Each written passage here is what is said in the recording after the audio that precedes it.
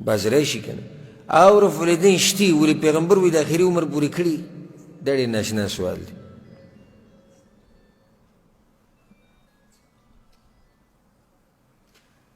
بعض وی او رفع الیدین شتي خو آیا پیغمبر د آخري عمر پورې کړي ثابت یې که ځه چې آخري عمر پورې کړي دا ثابت شو که لسم کال کې دی راغلی لسم کال کې د پیغمبر صلی الله علیه وسلم خوا د راغلی دی په منځ یې لیدلی دی بیا یې د مونځ بیان کړی دی وایي رفع الیدین به یې کول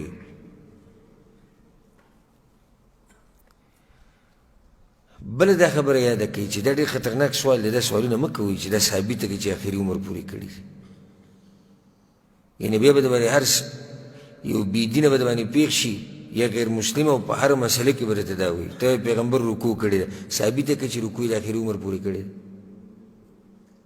پیغمبر چې سجده کړې ده ثابته کړه چې آخري عمر پورې سجده کړې ده پیغمبر التحیات ویلي ثابت که په حدیث کې دا الفاظ چې پیغمبر ټول عمر په منځ کې التحیات ویلي ویې دې ښایي څوک ځه څوک دې وښایي دا الفاظ دا خو هر څه به درته ډړې وړې کړي داسې ګډوډ سوالونه دي چې پیغمبر یو کار کړی دی موږ به د هغه تابعداري کوو دا چون چران به نه کوو آخري عمر پورې کړي دي جي که نه اول وخت کې کړي که نه مرګ نه بعد صحابه کرامو د مرګ د پیغمبر صلی الله علیه وسلم د مرګ نه بعد د هغه د وفات نه بعد د حدیثونه را نقل کړي دي موږ ته اکثر هغوی وایي پیغمبر رفع الیدین کړی پیغمبر رفع الیدین کړي که چېرته دا رفع الیدین پیغمبر صلی الله علیه وسلم صرف د ژوند په اولنۍ برخه کې کړي او بیا یې نه کړي نو د صحابه کرامو له پکار وه چې دا خبره ورسره کړې وې چې موږ په اولنۍ ورځو کې په دې طریقه لیدلی او په اخرنۍ کې بیا نه دی لیدلی او مور داسې بچی نه دی راوړی چې دا خبره ثابته کړي حدیث کې د موږ ته څوک وښایي چې یو صحابي دا خبره کړي چې او پیغمبر به په اوله کې کول رفع الیدین خو په آخري ژوند کې ورسره موږ منځونه کړي دي بیا به رفع الیدین نه کول صرف چې په حدیث کې راغلي چې پیغمبر صلی الله علیه وسلم مونځ داسې کوه رفع الیدین به یې کول بس ختم خبره ثابته شوه که نو دا ډېر غلط سوالونه دي ته چې ثابت کړي چې پیغمبر صلی الله علیه وسلم ټول عمر کړي آخري وخت پورې کړي دا څه سوال شو دا د جاهلانو سوالونه دي او ما درته ووایي که نه یو غیر مسلمه یو بې مذهبه به د باندې پېښ شي او په دې هر څه کې به دې راټینګ کړي ګورئ څنګه چې ته دا مطالبه زموږ نه کوې چې داسې حدیث الفاظ ثابت که چې پیغمبر د آخري وخت پورې رفع الیدین کړي هغه به تا ته وایي چې داسې الفاظ ثابت که ما ته وښایه چې پیغمبر ټول عمر مونځ کړی پیغمبر روجې نیولي دي د آخري وخت پورې پیغمبر دا ذکر ویلی د آخري وخت پورې پیغمبر دا عبادت کړی آخري وخت پورې څه به ورته ووایه بیا څه جواب به ورکوې بیا دا د جاهلانو خبرې دي خو دا بس په جهالت کې او په تعصب کې چې راشي دې ته ګوري هم نه چې راځه څه وایم او څه نه وایم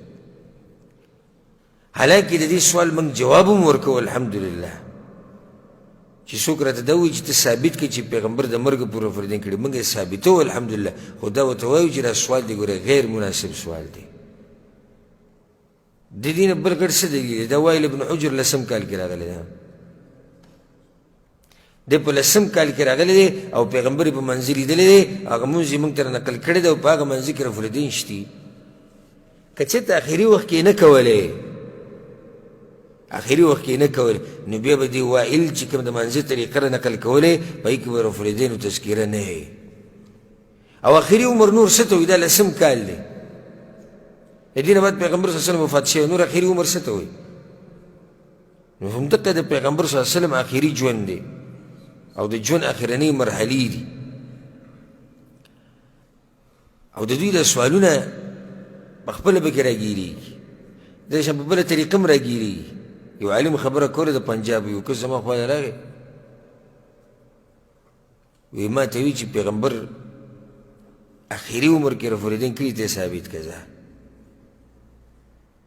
وی ما ورته چې رفع الیدینو مسله وروسته ده خو اول ته د پیغمبر آخرنی عمر منې څه وی چې څه مطلب دی